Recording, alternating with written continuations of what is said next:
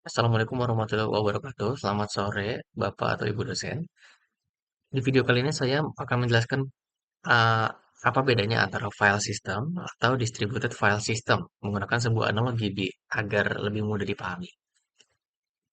Bayangkan kita memiliki sebuah library gitu, perpustakaan. File system, file system ini diibaratkan seperti satu library besar yang berada di satu gedung. Di dalam gedung itu terdapat banyak banget rak buku nih. Setiap raknya memiliki kategori yang khusus gitu.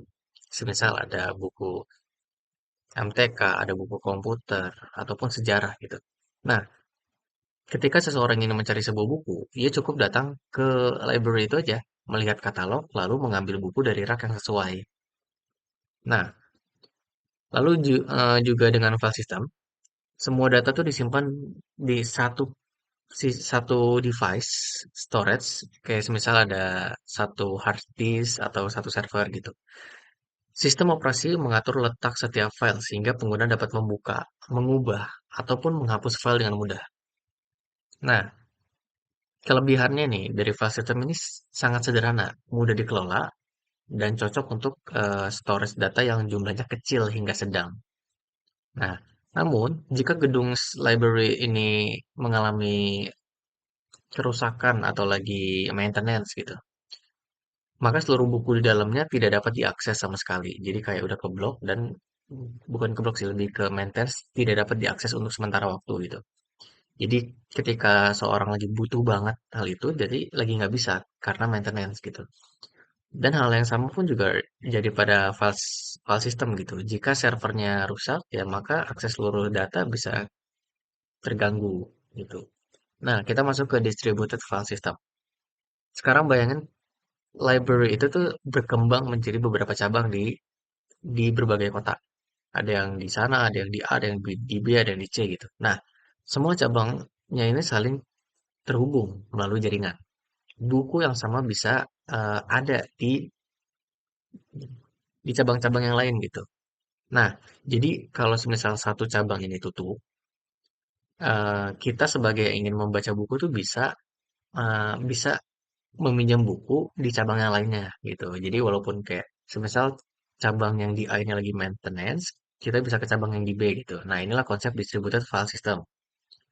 Data ini tidak lagi disimpan di satu komputer aja, melainkan dibagi ke banyak server yang saling terhubung dalam sebuah jaringan. Bahkan satu file dapat dipecah menjadi beberapa bagian dan disimpan di server yang berbeda-beda. Nah, selain itu, biasanya setiap bagian juga memiliki salinan atau replika di server lain untuk menghindari kehilangan data.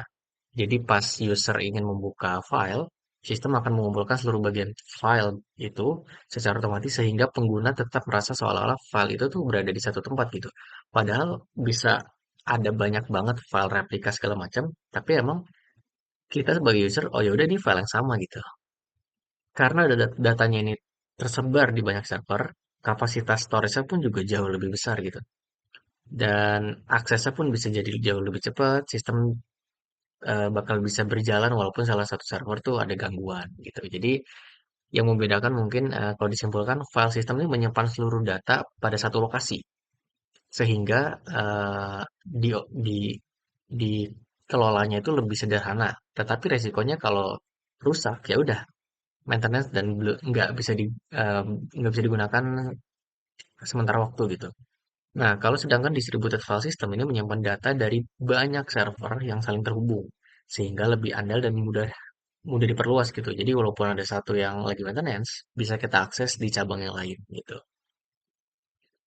Nah, jadi dapat disimpulkan kalau file system ini lebih cocok digunakan untuk kebutuhan penyimpanan yang sangat sederhana aja di satu komputer atau satu server. Sedangkan distributed file system ini menjadi pilihan utama dalam implementasi big data karena mampu menyimpan data dalam skala besar.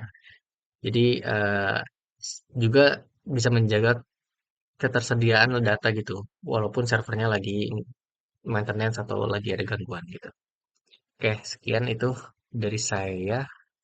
Kalau ada salah kata, mohon maaf. Assalamualaikum warahmatullahi wabarakatuh.